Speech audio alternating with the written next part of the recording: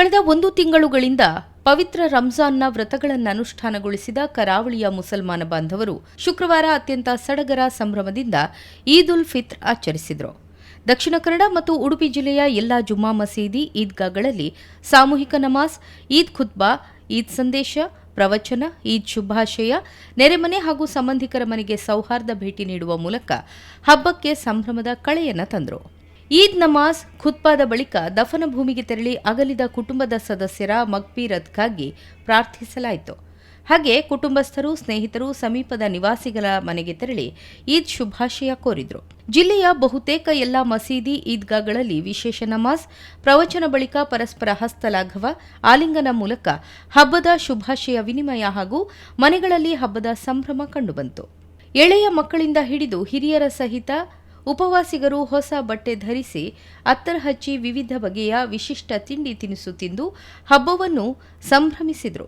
ಮಂಗಳೂರಿನ ಬಾವುಟಗುಡ್ಡದ ಈದ್ಗಾ ಜುಮ್ಮಾ ಮಸೀದಿಯಲ್ಲಿ ದಕ್ಷಿಣ ಕನ್ನಡ ಜಿಲ್ಲಾ ಖಾಜಿ ಅಲ್ಹಾಜ್ ತ್ವಾಕಾ ಅಹ್ಮದ್ ಮುಸ್ಲಿಯಾರ್ ಖುತ್ಬಾ ಪಾರಾಯಣಗೈದರು.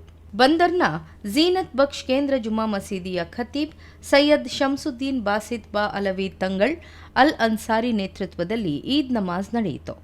ಈ ವೇಳೆ ಬಂದರ್ ಝೀನತ್ ಬಕ್ಷ್ ಕೇಂದ್ರ ಜುಮ್ಮಾ ಮಸೀದಿ ಮತ್ತು ಈದ್ಗಾ ಜುಮ್ಮಾ ಮಸೀದಿಯ ಅಧ್ಯಕ್ಷ ಅಲ್ಹಾಜ್ ಎನೆಪೋಯ ಅಬ್ದುಲ್ಲಾ ಕುನ್ನಿ, ಉಪಾಧ್ಯಕ್ಷ ಕೆ ಅಶ್ರಫ್, ಕೋಶಾಧಿಕಾರಿ ಎಸ್ಎಂ ರಶೀದ್ ಮತ್ತಿತರರು ಪಾಲ್ಗೊಂಡಿದ್ದರು. ರಾಜ್ಯ ವಿಧಾನಸಭೆ ಅಧ್ಯಕ್ಷ ಯುಟಿ ಖಾದರ್ ಫರೀದ್, ವಿಧಾನ ಪರಿಷತ್ ಶಾಸಕ ಐವನ್ ಡಿಸೋಜಾ, ಪೊಲೀಸ್ ಆಯುಕ್ತ ಸುಧೀರ್ ಕುಮಾರ್ ರೆಡ್ಡಿ ಮತ್ತಿತರ ಅಧಿಕಾರಿಗಳು ಸೌಹಾರ್ದ ಭೇಟಿ ನೀಡಿ ಶುಭ ಕೋರಿದರು.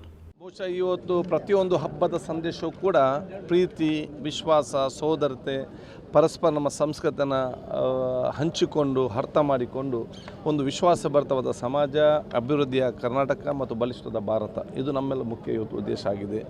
ಇವತ್ತಿನ ಈದ್ ಸಂದೇಶದಲ್ಲಿ ಕೂಡ ನಾವು ನಮ್ಮ ಹಬ್ಬವನ್ನು ಆಚೆ ಜೊತೆಯಲ್ಲಿ ಇನ್ನೊಬ್ಬರ ಜೊತೆ ಎಲ್ಲ ಜಾತಿ, ಎಲ್ಲ ಧರ್ಮದ ಜೊತೆ ನಾವು ಬೆರೆತುಕೊಂಡು ಈ ಹಬ್ಬದ ಸಂಸ್ಕೃತಿಯನ್ನು ಪರಿಚಯ ಮಾಡಿಕೊಟ್ಟು ಸರ್ವರಿಗೂ ಕೂಡ ಸಹಕಾರ ಮತ್ತು ಸರ್ವರಿಗೂ ಪ್ರೀತಿ ತೋರಿಸುವಂಥ ಹಬ್ಬ ಇವತ್ತಾಗಿದೆ. ಕರಾವಳಿಯಾದಂತೆ ನಾವು ಬಹುಶಃ ಇವತ್ತು ಇದನ್ನು ಬಹಳ ವಿಜೃಂಭಣೆಯಿಂದ ಮತ್ತು ಪಾವಿತ್ರತೆಯಿಂದ ನಾವಿವತ್ತು ಆಚರಣೆ ಇವತ್ತು ಮಾಡ್ತಾ ಇರುತ್ತಿದ್ದೇವೆ. ಬೆಂಗಳೂರು ನಮ್ಮ ಸೋದರ ಬಹುಶಃ ನಾಳೆ ಕರ್ನಾಟಕ ಇನ್ನುಳಿದವೆಲ್ಲ ಪ್ರದೇಶಗಳಲ್ಲಿ ಕೂಡ ಇವತ್ತು ನಾಳೆ ಈ ಹಬ್ಬ ಇವತ್ತು ವಿಶ್ವದಲ್ಲಿ ಶಾಂತಿ ನೆಲೆಸಲಿ ಮತ್ತು ಈ ಹಬ್ಬ ಇವತ್ತು ಸಹೋದರತೆ ಮತ್ತು ಪ್ರೀತಿಗೆ ಇನ್ನೊಂದು ಹೆಸರಿದ್ದರೆ ಅದು ರಂಜಾನ್ ಹಬ್ಬ. 30 ದಿವಸಗಳ ಕಾಲ ಉಪವಾಸ ಮಾಡಿ ತನ್ನನ್ನು ತಾನು ದಂಡಿಸಿ ಸಮಾಜಕ್ಕೋಸ್ಕರ ಪ್ರಾರ್ಥನೆ ಮಾಡಿ ಎಲ್ಲರೂ ಸಹೋದರತೆಯಿಂದ ಪ್ರೀತಿಯಿಂದ ಬದುಕಬೇಕು ಅಂತ ಹೇಳುವ ಹಬ್ಬದ ದೊಡ್ಡ ಸಾರವೇ ರಂಜಾನ್ ಹಬ್ಬದ ಸಾರ ಆಗಿದೆ.